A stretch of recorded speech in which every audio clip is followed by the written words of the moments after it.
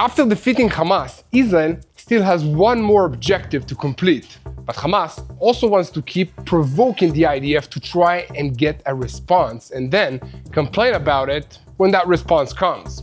Over the weekend, there was an exchange of fire between Hamas and the IDF forces as, under the cover of the ceasefire, Hamas reorganizes militarily and builds rockets and explosive charges.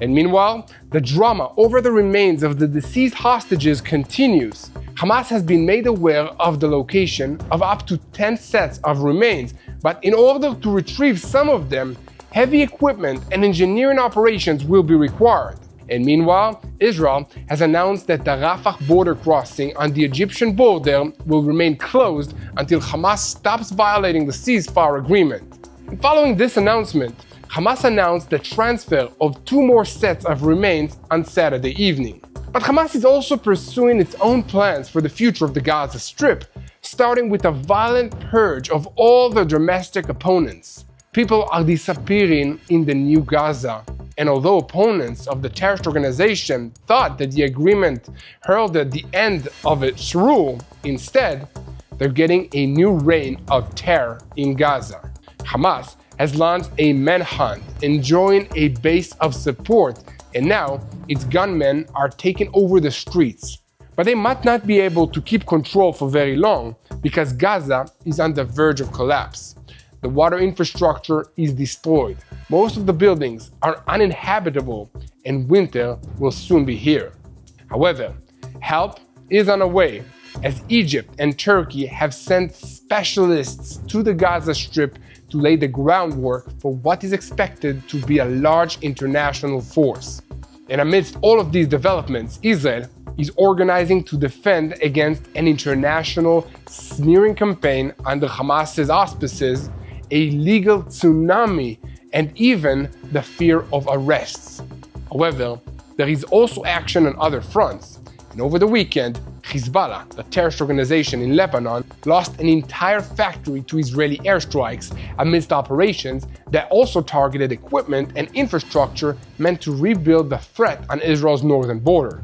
In the Red Sea to Israel's south, the Houthis are declaring they are here to stay, attacking a ship on the high seas and kidnapping United Nations personnel on a charge that they are spying for Israel.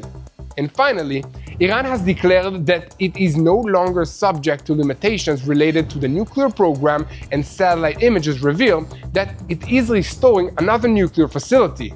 Welcome to Boots on the Ground. I'm your host Yair Pinto, and with me today is Shoshani, and we are bringing you all the truth about what's happening in Israel.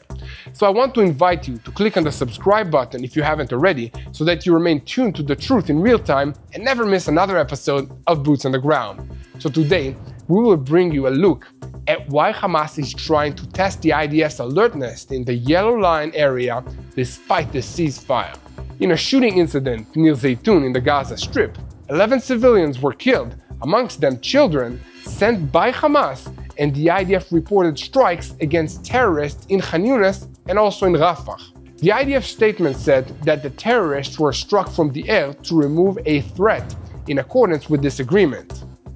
And meanwhile, according to a report in the Wall Street Journal, Hamas is building explosive charges and rockets and reorganizing its military wing, even as efforts have begun to rehabilitate infrastructure through the mediators and international organizations.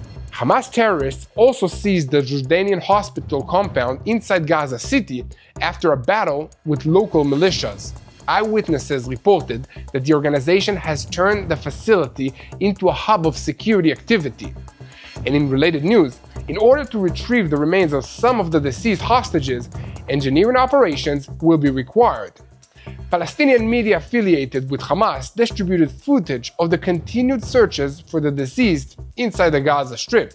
However, the Prime Minister's office in Israel announced that the Rafah border crossing will remain closed until further notice because of the violations of this agreement by Hamas. And then, after this announcement was made, Hamas announced that it will transfer the remains of 2 more deceased hostages that were murdered in captivity on Sunday evening. At the same time, Egypt announced that the crossing will open next Monday against the backdrop of delays in international contacts with them. And speaking of announcement, Hamas made a somewhat bizarre announcement over the weekend saying that they will continue to control security in Gaza during the transition period of up to 5 years, during which they will focus on rehabilitating the Strip and not on military preparations. We'll see about that. And as senior officials of the organization added, we cannot commit now to disarmament. Perhaps he forgot that Hamas already made that commitment as part of the ceasefire agreement. But in any case, the head of the water authority in Gaza has warned of a complete collapse of water and sewage systems, which will result in the spread of disease and floods. According to him, urgent equipment is needed to rehabilitate the infrastructure that was destroyed, while Gaza is also dealing with an ongoing environmental threat. However, despite this and the brutal crackdown by Hamas on their opponents, there are still safe areas inside the Gaza Strip where the IDF maintains control. And in the rest of the Gaza Strip, there is chaos and the grim realization that it will take years for infrastructure to be rebuilt. And meanwhile, reports have surfaced in the British media that Egypt, Turkey, and Indonesia will take part in the force that will operate in Gaza on the day after this war, with London emphasizing that the ultimate goal is the establishment of a Palestinian state in Judea and Samaria and in East Jerusalem. The British Guardian news portal reported that despite the Egyptian and the Jordanian desire to send 10,000 Palestinian soldiers to the Gaza Strip area, in practice, those who will take the main responsibility will be the international force, which the United States and Europe are pressing for Cairo to lead. In the northern arena, the IDF carried out an unprecedented strike in southern Lebanon over the weekend, destroying an entire Hezbollah factory. The recent strikes in South Lebanon, described by local media as amongst the most intensive series since the beginning of the ceasefire between Israel and Lebanon, caused heavy damage to the cement plant in the Tyre area and to other vital infrastructures. However, Israel and the internationally recognized government of Lebanon are on track for much better relations, and this is happening with astonishing speed.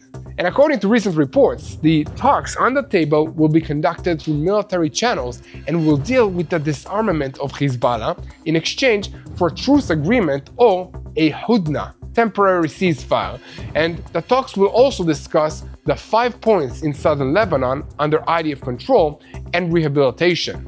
Direct negotiations are not ruled out at this moment. This is very interesting. So TBN Israel's senior Middle East analyst Mati Shoshani will bring us all the details on the Islamic Revolutionary Guards Corps in Iran, which is the head of the axis of evil in the Middle East. Why has Iran announced that it is no longer committed to the nuclear agreement signed in 2015 with the official expiration of the mandate set by the Security Council, while also emphasizing that it will continue to act within a diplomatic framework? The declaration comes after the West reinstated sanctions through the snapback mechanism and in the shadow of growing tensions with Israel and with the United States in Tehran. They claim that the agreement expired legally and that all limitations on the nuclear program are cancelled.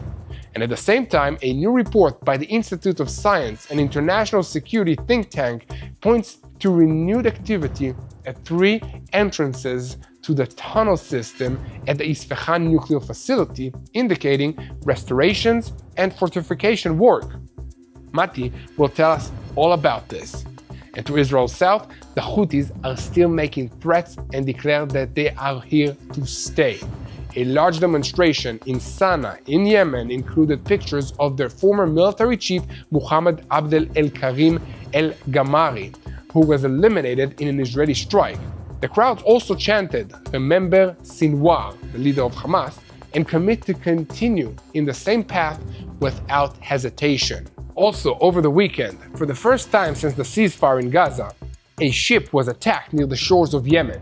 This time, it was an oil tanker sailing under the flag of Cameroon, which was en route for Shohar in Amman to Djibouti. However, it won't get there anytime soon after it was attacked while sailing off the port of Aden in Yemen, and the crew announced over the radio communications their intention to abandon the ship and a search and rescue operation began in this area. So we have a lot to talk about today, so let's dive into the details. I'm Yair Pinto, and this is your Boots on the Ground report about what is happening in Israel. So the battle continues against Hamas, against Hezbollah, against the Houthis in Yemen, against the Shiite militias in Iraq, and all the other armed groups in this region taking their orders from Iran's Islamic Revolutionary Guards Corps in Iran, which is the head of the axis of evil in the Middle East.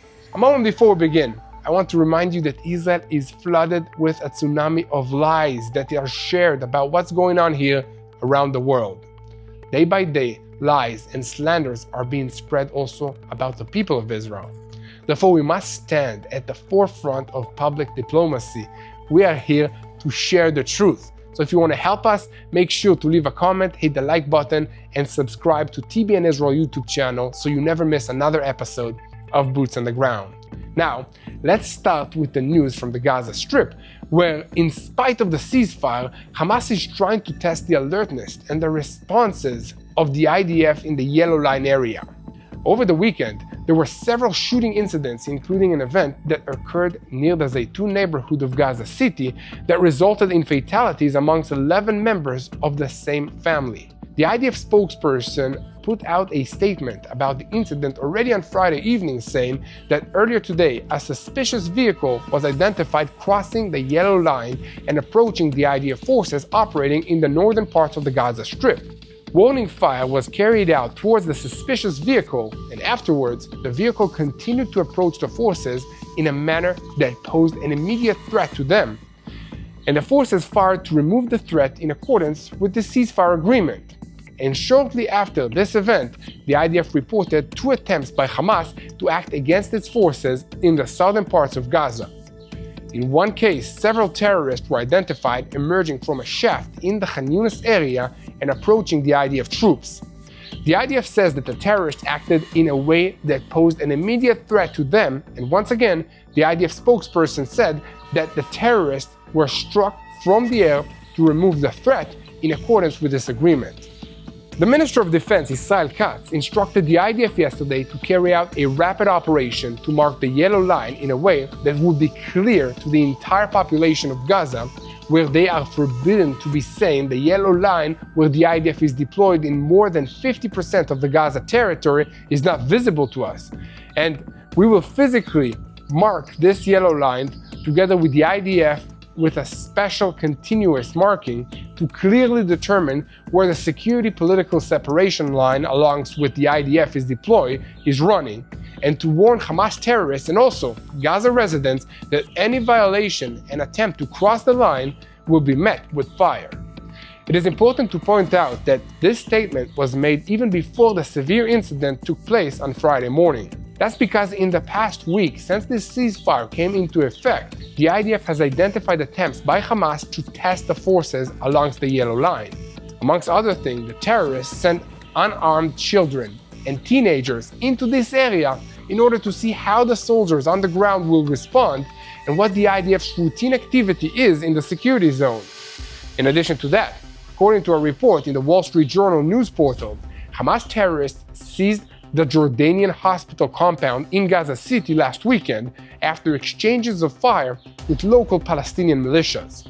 According to the report, Hamas men ordered residents and workers to leave the site at gunpoint and took over the compound and the adjacent neighborhood. A member of one of the prominent families in that area told the paper that Hamas took full control of the place and brought back its forces with great force.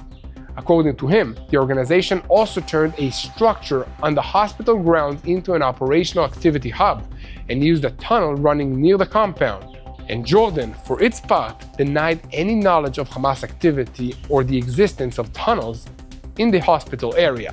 At the same time, the Hamas-run government spokesperson in the Gaza Strip told the paper that the organization's forces acted to clear the hospital of armed groups engaged in looting after the medical teams were evacuating. According to him, the remaining security presence at the site is intended to prevent theft, and control will later be transferred to a Palestinian association that previously ran this compound. He also claimed that until the outbreak of the fighting, the site served solely as a medical institution with no Hamas presence. However, according to the Wall Street Journal, at this stage, Hamas fully controls the Jordanian hospital compound, which has become a security activity hub for this terrorist organization. More generally, there are many reports indicating that under cover of the ceasefire, reports are increasing that Hamas is exploiting the ceasefire to reorganize militarily. On the military side, the terrorist organization is collecting unexploded ordnance from the fighting and using the explosives inside to build new rockets and other weapons. Hamas is also reorganizing its military wing and trying to test boundaries with the IDF, along with withdrawal lines. On the civilian side, Hamas is imposing terror against its opponents to make clear who controls the Gaza Strip. The municipal authorities, all under Hamas's responsibility, have also begun operating again, and reconstruction of the strip has effectively already begun as Hamas has begun restoring critical infrastructure like roads, water, and hospitals through intermediaries and international organizations. And meanwhile, Israeli intelligence assessments are that Hamas knows the precise location of the remains of additional deceased hostages, which now number less than 10. Heavy equipment and engineering operations will be required to retrieve some of them, and the Prime Minister's office said on Saturday evening that the Rafah crossing will not open until further notice, and its opening will be examined only according to how Hamas fulfills its part in returning the remains of the hostages. And on that note, Hamas turned over 2 sets of remains to the Red Cross on Saturday evening, and they were brought to Israel's forensic labs for identifications. It's important to point out that the ceasefire implementation mechanism is expected to begin operating officially at the end of the current week, and the commander of United States Central Command, Admiral Brad Cooper, who will also come to Israel to help activate it. And additionally, it is likely that next Monday, the Vice President of the United States, J.D. Vance, will arrive in this region alongside White House Special Envoy for the Middle East Affairs, Steve Witkoff, in an effort to renew the negotiations on the return of the hostages and to pressure Hamas to meet its commitments. In the meantime, the Rafah crossing will remain closed until Hamas transfers all the remains of the hostages that were murdered by it in the Gaza Strip in accordance with the agreed outline, and the decision on its opening will remain until further notice. Now, I have a few thoughts of my own to share about all of this, but first, I want to invite you to click on the subscribe button if you haven't already, so that you stay with us and never miss another episode of Boots on the Ground. From what I can see, the Gaza Strip is changing again. Hamas is trying to renew its grip there. Israel hopes its disarmament will succeed, and the international community is seeking a formula for reconstruction and regional stability. But on the ground, between Qatari and Egyptian flags on tractors and tents that are being rebuilt in the camps, the feeling that unites most of the Strip's residents, the Palestinian people, is very clear. The residents live in profound fear of the Hamas terrorist organization. According to the Yellow Line and the map that was published this past Saturday, Israel controls more than half of the Gaza Strip's territory, about 58% of the total area. The Rafah area in the southern parts of the Gaza Strip remains under full IDF control, and large parts of Khan Yunis are still under Israeli oversight. In the northern strip, neighborhoods such as Bet Lahia and Sajaiya remain under Israeli control, but near them, Hamas's presence is felt through its security forces. And the United States, in any case, wants to turn the areas under Israeli control into safe zones where Gazans can live without Hamas's reign of terror.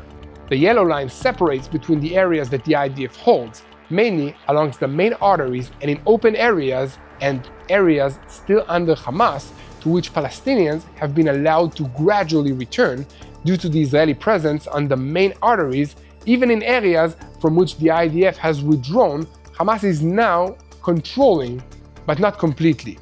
So, with the entire ceasefire into force, Hamas gunmen were seen almost immediately returning to Gaza's streets in official uniforms. The terror organization's internal security and police units appeared at central junctions, and in parallel, local government bodies resumed activity. This included Hamas mayors, district managers, and clerks. Hamas even appointed new governors, former commanders in its military wing, And in neighborhoods that were less damaged, signs were posted reading, "We will bring Gaza back to life," by Hamas. However, the broader picture is more complex. In various polls conducted deep into this war, Hamas still enjoyed a support base of about a third of the Gazan public. Now that they are no longer under pressure from the IDF, Hamas has now turned most of its efforts inward to the struggle for control inside the Gaza Strip and to setting facts on the ground. Under the title Restoring Governance and Security, one of the most brutal struggles is currently on its way between Hamas and local clans and armed actors that it perceives as threatening its dominance as part of what the terrorist organization calls a wide operation against armed gangs and against collaborators. The units responsible for the operation are Shaham and Rada, security arms operating directly under Hamas's internal command. The operation includes public executions, arrests, clashes, torture in front of crowds, and assassinations of political opponents. This is all happening amongst Palestinians inside the Gaza Strip. This has been widely criticized, and even the chairman of the Palestinian Authority, Abu Mazen, condemned the wave of executions and the public torture inside Gaza, saying that these are abominable and unacceptable crimes. And meanwhile, according to the local sources, this week, field meetings were held between commanders of the military council of the El Qassam brigades and several heads of the clans and large families in the Gaza Strip. As a result, hundreds of young men were re-recruited into Hamas's security units. One participant described it as an attempt to restore order to the streets and to show that the terrorist organization has full control of Gaza. Hamas also recently announced a self-surrender project, which is a call for those suspected of collaboration to surrender themselves voluntarily to internal security, but activists in Gaza warn that this is a trap. In general, the terrorist organization refuses to give up its weapons, but it says that it agrees not to rule the Gaza Strip provided that another Palestinian body will rule it, not a foreign entity. However, that same body is also supposed to ensure it obtains monopoly over weapons, which is expected to lead to clashes with Hamas. The future is shrouded in fog, and also in light of Israel's refusal to the Palestinian Authority's return to the Gaza Strip, and also because it appears that the terrorist organization will try to retain at least some influence in the governing system. These developments could lead, as Trump himself also warned, to Israel renewing this fight. The bottom line is that Hamas most certainly is not following the script that the ceasefire agreement laid out for them. It remains unclear how far they can get from that plan before Israel will feel like it has no choice but to intervene and force them back inside the perimeters of this agreement with boots on the ground. And here at TBN Israel, we will continue to bring you all the truth about what's happening on the land here in Israel. So share this content with as many people as possible. Of course, click the subscribe button and never miss another episode of Boots on the Ground. Now, I talked for a long time about the conditions of Palestinians in the Gaza Strip, so I want to take a few minutes to share about the conditions of Israelis here in Israel. This war might be over, but the many problems that it caused for ordinary people in Israel are still continuing and will continue for a long time. For millions of Israelis, the crisis is far from over as families are still displaced and over 2 million people remain without security for food. Vulnerable populations, including Holocaust survivors, the elderly, and children, are trying to rebuild their lives with almost nothing, and they need your help. So, the Joseph Project International is Israel's #1 importer of humanitarian aid. Since the October 7th war began, they've delivered more than 1,500 truckloads of life-saving supplies, from food and diapers to hygiene kits and bomb shelter gear. All of it is distributed from the warehouse in the Jerusalem region, with over 26 million in aid delivered since this war began. And here's the miracle. Every dollar that you provide is giving $13 worth of critical supplies thanks to their global network and efficient logistics. Though the headlines may have faded, the need has not. and this is your moment to stand with Israel. So go to josephprojectsupport.com. Again, that's josephprojectsupport.com. Your gift brings dignity, relief, and hope to those that are still recovering. So be part of God's provision. We need your help today. And before we move on to the IDF strikes against Hezbollah terrorists in Lebanon and the Houthis organization in Yemen, there is big news from Iran. So now, we'll go to TBN Israel senior Middle East analyst Mati Shoshani for all the details about this amazing story. Over to you, Mati. Indeed, things are as always tense, volatile, and in motion here in the Middle East. And this week, the Iranians are back at it again. And this time, they're claiming that the UN resolutions that led to the snapback mechanism are no longer valid or binding on them, and now they can return to creating a nuclear program. More so, we're watching a major shift in the power balance here in the Middle East, specifically with the rise of Turkish interest and power, and of course the reestablishment of Egypt as a kingmaker in this region. All of that is happening in the backdrop of the incredible historic Trump visit to the Middle East just the other week, in which both hostages were released and the power balance that existed here in this region is once again reshuffled. But before we do anything else, let's start with the Iranians. So to remind everyone, just a couple months ago, back in June, it started with an Israel attack joined by the US Midnight Hammer operation. Israel and the Americans destroyed much of the Iranian aerial defenses and much of their nuclear program. Multiple facilities that were struck, multiple capabilities that they had that were removed when it came to communication, command and control, some of their strategic facilities. Much damage was done to the Iranians, and now they're back and claiming, guys, whatever you think exists as an agreement that can prevent us from once again pushing for a nuclear bomb, well, you're wrong and it's illegal. So let's dive into the details exactly on that. So this all starts with the snapback mechanism. Just a short time ago, a couple weeks ago, an automatic snapback mechanism that is sanctioned, by the way, by the E3. The E3 being the British, the French, and the Germans. It's an automatic UN-mandated sanction system that clicks into place, and the purpose of it is to impose new sanctions on the Iranians because of their ongoing violations of nuclear proliferation or nuclear use in their country. This goes into a very long series of treaties that have to do with multiple acronyms and US or international organizations that supervise them. But let me just say this. The Iranians were not supposed to be pushing for a nuclear bomb. They were not supposed to be enriching uranium to 60% or whatever percentage it actually is on the ground. And they were supposed to allow access to international supervisors and scrutiny to make sure and ensure on an ongoing basis that they were not pushing for a bomb. They failed to do that. That resulted in the Israel and American strike on Iran back in June. But now we're at a different place.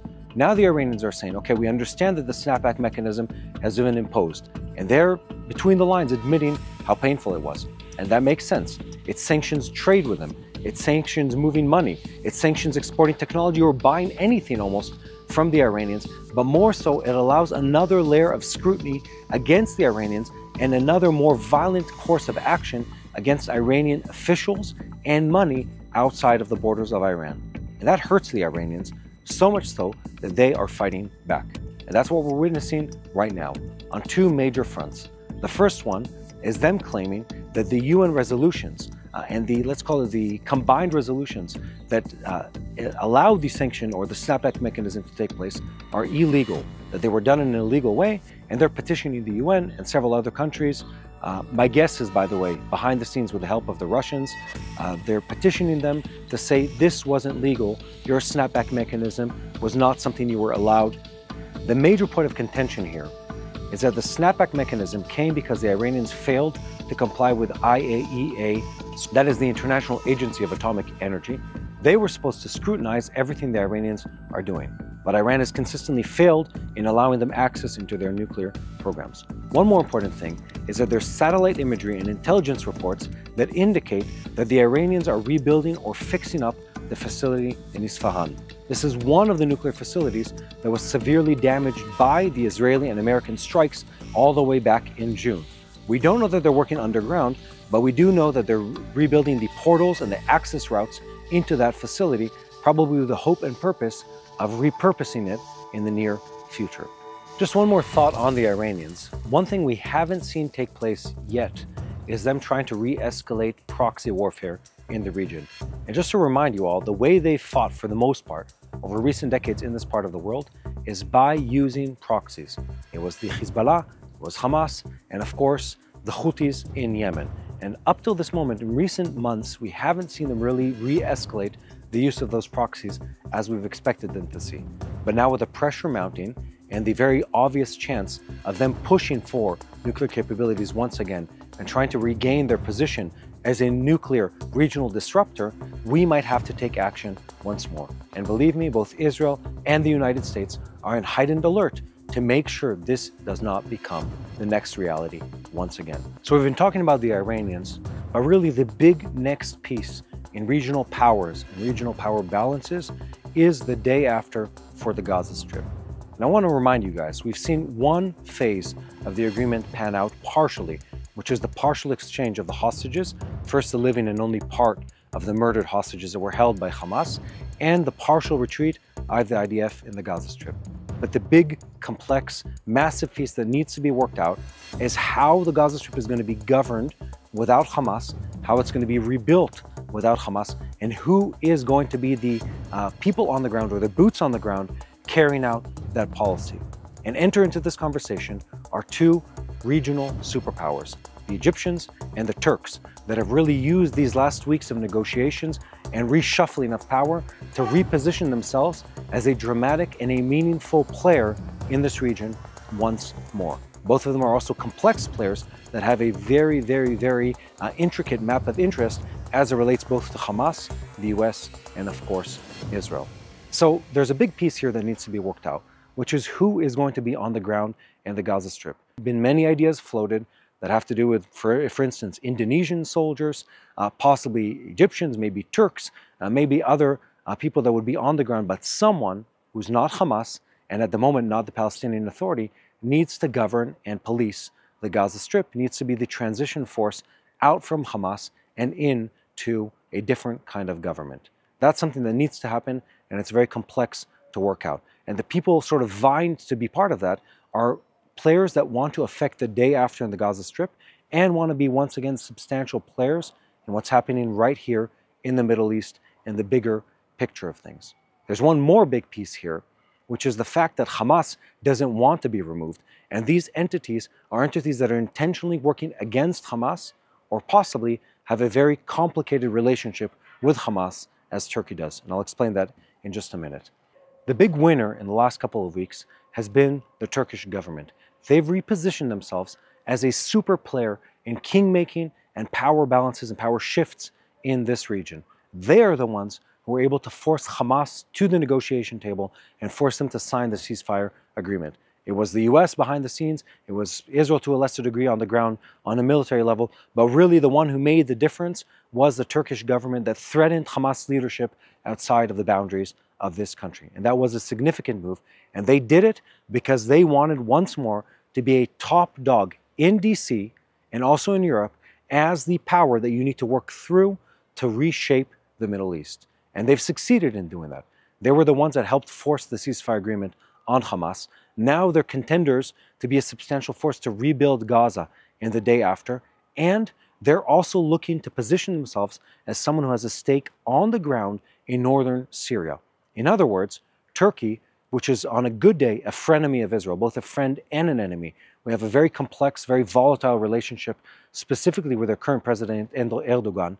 They're positioning themselves to be on both our northern border and our southern border almost at the same time. And that is something Israel is concerned about, and that is something complex at the same time, because they're a regional superpower that sometimes doesn't play nice with Israel. They're a regional superpower that has an air force, a fleet, money, and the ability to control both maritime and land travel in a huge region that connects what is the Middle East into Europe proper. So again, a super significant regional power, but a regional power that has a complex and often negative relationship with Israel.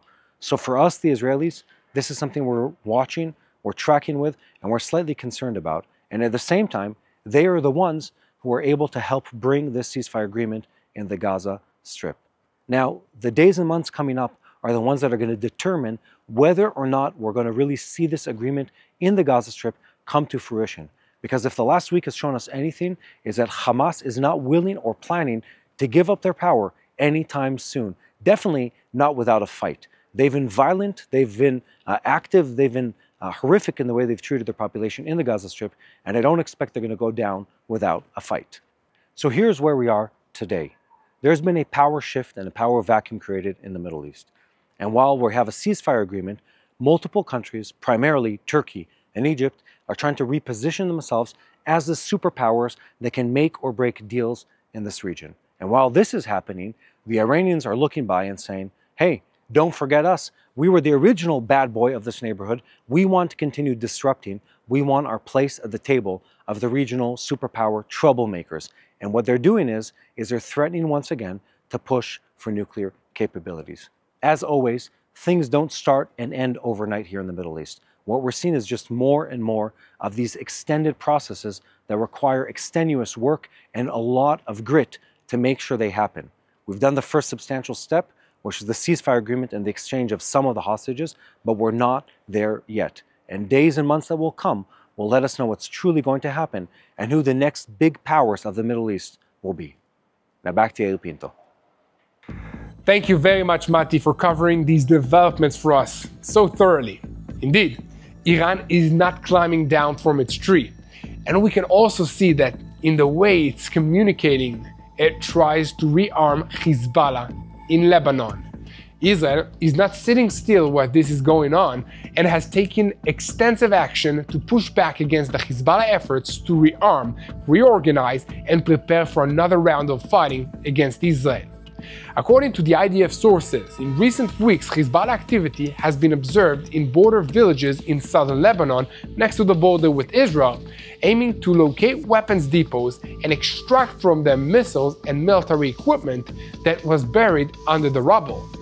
The Israeli Air Force carried out a series of strikes to thwart these attempts, and at the same time several operatives and functionaries at the organization's tactical command level who tried to restore its capabilities in those areas were terminated. Lebanese media also reported that the airstrikes carried out by the IDF over the weekend were amongst the most significant since the beginning of the ceasefire and caused considerable damage in the Nabatea area. According to reports, one of the central targets was a cement plant near the village of Anser in the Tyre area. The plant was severely damaged and heavy equipment including trucks, concrete mixers, and cranes were almost completely destroyed. So far, no official statement of the scope of the damage has been published. However, at the same time, it was reported that one of the targets was at a strategic fuel depot of the South Lebanon Water Corporation, the body responsible for water supply in the southern parts of Lebanon, close to the border with Israel. In an official statement, the corporation said that the Israeli strike led to a direct hit and complete destruction of the central fuel depot, with total loss of all its contents. And according to the statement, the depot contained about 500,000 liters of diesel used to power the generators that supply electricity to water stations and wells in dozens of villages in southern Lebanon. So the nighttime strike is part of a broader trend documented in recent weeks in southern Lebanon. According to local sources, the Israeli Air Force is expanding its strikes against industrial, transportation, and energy infrastructure as part of an effort to block Hezbollah's restoration of capabilities in the southern parts of the country next to the border with Israel. So a senior military source added that we are monitoring and acting against Hezbollah's attempts to restore capabilities and to try to change its deployment in southern Lebanon. We are acting all the time to prevent a renewed entrenchment of threats in the Lebanese arena. On Saturday, another airstrike led to the elimination of a Hezbollah operative who was in the process of trying to restore terrorist infrastructure with the help of engineering equipment in the Dunin area of southern Lebanon. The IDF spokesperson noted that the infrastructure was attacked during the Northern Arrows operation, as the operatives' actions constitute a violation of the understandings between Israel and Lebanon and the ceasefire at that location. And amidst all of this kinetic activity, the Saudi news portal El Hadat reported over the weekend that the Lebanese government is expected to discuss the possibility of conducting indirect negotiations with Israel on the issue of demarcating the land borders between the two countries. According to the report, the contacts on the table will be conducted via military channels and will deal with dismantling Hezbollah's weapons in exchange for a truce agreement, also known as Hudna in Arabic. The talks will also discuss the 5 points in southern Lebanon under IDF control and the reconstruction of the southern parts of Lebanon. The sources did not rule out the possibility of direct negotiations between Israel and Lebanon. And the announcement was published by Israel at the request of the American envoy Tom Barak, who made a visit to the region's capitals. It has been reported that in the course of his meeting with Lebanon's internationally recognized president, Joseph Aoun, Barak said, "In the end, you will have to talk directly with Israel, whether it is for the purpose of preventing clashes or for normalization or a peace agreement. There is only one way to true peace and prosperity, and that is that everyone in this region talks to each other and the US exits this arena." It's important to remember that Hezbollah has been greatly weakened and almost destroyed. Yet we are still talking about the terrorist organization that holds the state of Lebanon as a hostage and abuses citizens like the other jihadist organizations in this region in the Middle East. And for that matter, the same way so many other so-called liberation movements all over the world treat the people that they claim to be fighting for, this is how Hezbollah is treating the people of Lebanon. So here, at TBN Israel, we will continue to bring you all the truth, so keep spreading it. Share, follow us, hit the like, leave a comment, and most importantly, make sure to click the subscribe button so that you never miss another episode of Boots on the Ground. And speaking of truth, it is my sad duty to report to you today that over the weekend, another ship sailing off the coast of Yemen near the port of Aden was hit and its crew abandoned, and they announced that they are leaving this vessel. I'm talking about the maritime security company Ambre, and the UK Maritime Trade Operations reported on this incident on Saturday afternoon, saying that the ship has been attacked from an unidentified source. And then the Houthis have not yet claimed responsibility for this incident, but there's no one else in this part of the world who has heavy anti-ship weapons and a track record of using them against civilian merchant shipping. The tanker was sailing under the flag of Cameroon when it was attacked, and it was sailing from Sohar in Oman to the Djibouti.